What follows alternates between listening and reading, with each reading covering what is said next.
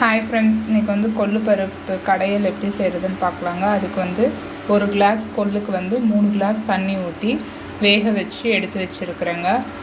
இதே வந்து கொள்ளு ரசமும் வைக்கிறீங்கன்னா அதுக்கு வந்து நீங்கள் ஒரு கிளாஸ் கொள்ளுக்கு வந்து 4 கிளாஸ் தண்ணியாக ஊற்றி வேக வச்சு எடுத்துக்கோங்க. மிக்ஸி ஜாரில் வந்து 1 ஸ்பூன் வரக்கொத்தமல்லியும் 1/2 ஸ்பூன் சீரகம் 3 வரமிளகாய் போட்டு இந்த அளவுக்கு பொடிச்சு வச்சுருக்கிறேன். இப்போ வடசட்டியில் வந்து தேங்காய் எண்ணெய் வந்து ஒரு 2 ஸ்பூன் சேர்த்துக்கோங்க. இந்த கொள்ளு கடையலுக்கெல்லாம் தேங்காய் எண்ணெய் சேர்த்து செஞ்சிங்கன்னா நல்லாயிருக்கும். இதை நீங்களும் ட்ரை பண்ணி பாருங்கள்.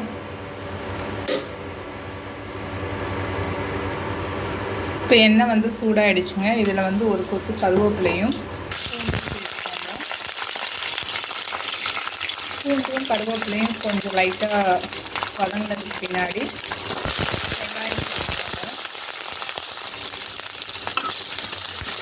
வெங்காயம் வந்து நல்லா வதங்கி இருக்குங்க.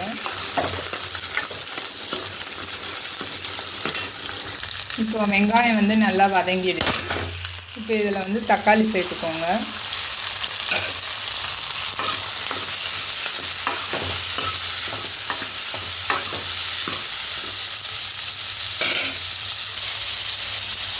இப்போ இதிலே வந்து இந்த கொள்ளு கடையலுக்கு தேவையான உப்பும் சேர்த்துக்கோங்க, 1 ஸ்பூன்.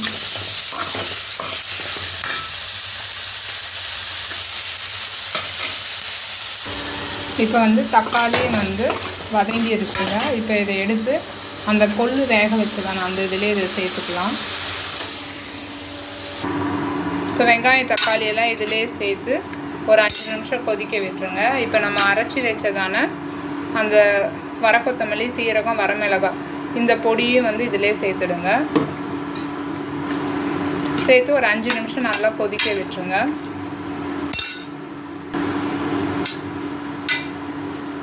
வெங்காயம் தக்காளி எல்லாம் இதிலே வதக்கினதை சேர்த்துட்டு அந்த வரக்கொத்தமல்லி சீரகம் வரமிளகாய் வந்து பொடி பண்ணினதையும் இதிலே சேர்த்து நல்லா ஒரு 5 நிமிஷத்துக்கு வந்து கொதிக்க விட்டுருங்க.